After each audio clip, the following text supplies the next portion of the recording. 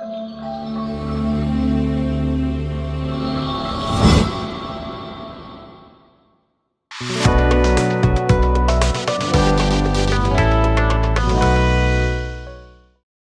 день, дорогие друзья!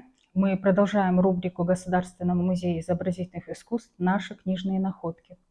И сегодня мне хотелось бы представить книгу из личной библиотеки Хасулта Алхастовича Акиева, известного ученого-историка, талантливого ингушского живописца, которую предоставила нам для обзора его супруга, наша коллега Хава Магомедовна Акиева.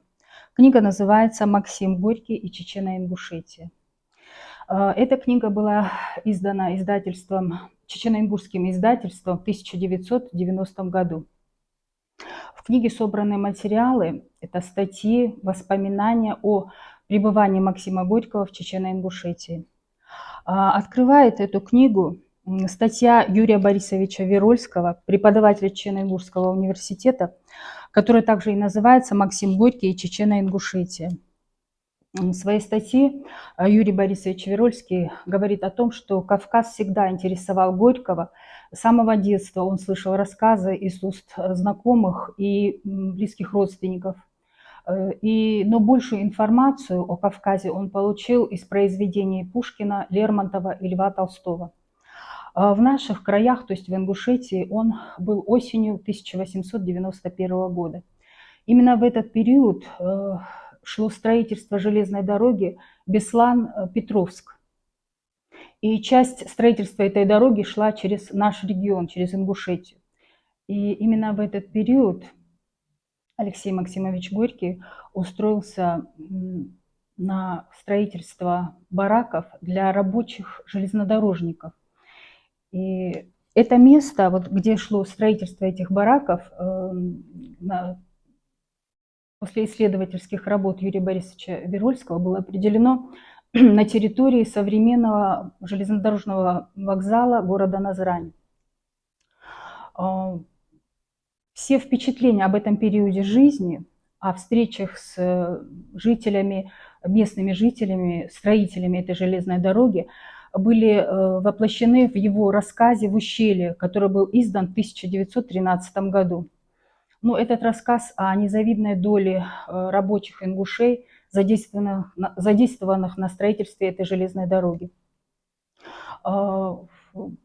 Произведения Алексея Максимовича Горького переводились на ингушский язык и часто издавались в Ингушетии. В 1937 году вышел альманах творчества народов СССР, в который вошли произведения фольклора ингушей. Хочется отметить, что Максим Горький восхищался уникальной природой Ингушетии, ее архитектурными памятниками и декоративно-прикладным искусством Ингушетии.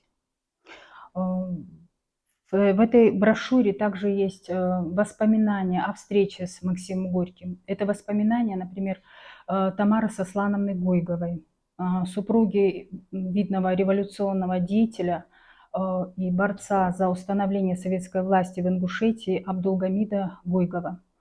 Встреча эта произошла в 1928 году. Как раз в это время видный революционный деятель России Яков Ганецкий, который занимал высокий пост в правительстве СССР, близко знал Владимира Ильича Ленина, а также он был одним из инициаторов возвращения Горького в Советский Союз. Он получил телеграмму от Максима Горького о том, что Максим Горький едет из Тифлиса во Владикавказ, и просил Ганецкого встретиться с ним. Ну, узнав об этом, мы втроем, то есть супруг, Тамара Сослановна Гойгова и Яков Ганецкий, сели в служебный автомобиль и поехали на встречу с Горьким по военно-грузинской дороге. Встретились с ним мы в селении Казбеги. Как раз в это время в этом селении находилась группа туристов, которые узнали Горького, подошли к нему и попросили сказать несколько приветственных слов в их адрес.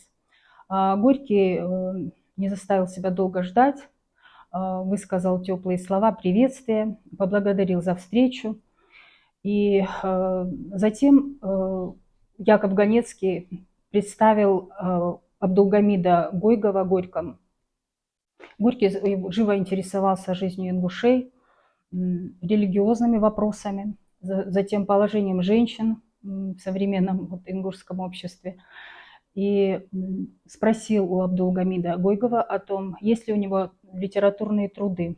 Дело в том, что именно в этот момент он готовил альманах «Творчество народов СССР» и сказал Гойгову обязательно прислать свои литературные произведения ему.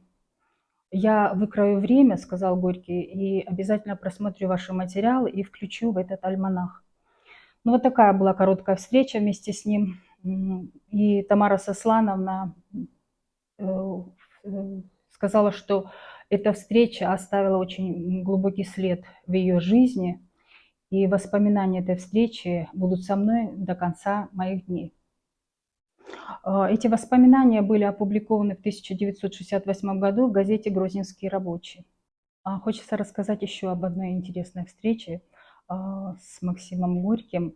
Эта встреча произошла в городе Владикавказ. И когда Горький проездом оказался на вокзале города Владикавказа, и множество людей пришли на эту встречу.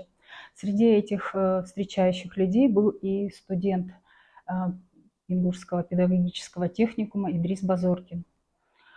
И Горький обратился с приветственными словами к людям, которые его встречали. Его встретили бурными овациями, он поблагодарил всех за встречу. И Идрис Базоркин пишет, что это была первая встреча с Максимом Горьким. Вторая встреча его произошла в 1934 году. В этом году был первый съезд Союзов писателей СССР, и на этот съезд делегатом был избран Идрис Муртузович Базоркин. 2 недели продолжался съезд, и в последний день был объявлен банкет. И Идрис Базоркин вместе с чеченским писателем Саидом Бадуевым подошли к Горькому и протянули ему полный стакан вина, и по кавказской традиции предложили ему выпить. Он пригубил это вино и, узнав, откуда Идрис Базоркин, прослезился и сказал о том, что я молодым, никому неизвестным бродягой обходил пешком весь ваш край. И непременно приеду к вам, встречусь с вашими писателями и пообщаюсь с вами. Но мы были уверены, что Горький приедет в Ингушетию, но, к сожалению, через некоторое время скорбная весть о его смерти облетела весь мир, и этой встрече, этому визиту не суждено было осуществиться.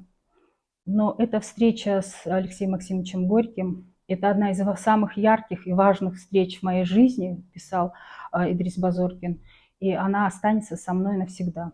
Ну, в заключение мне хотелось бы сказать, что в этой книге также есть материалы других преподавателей Чечено-Ингушского университета.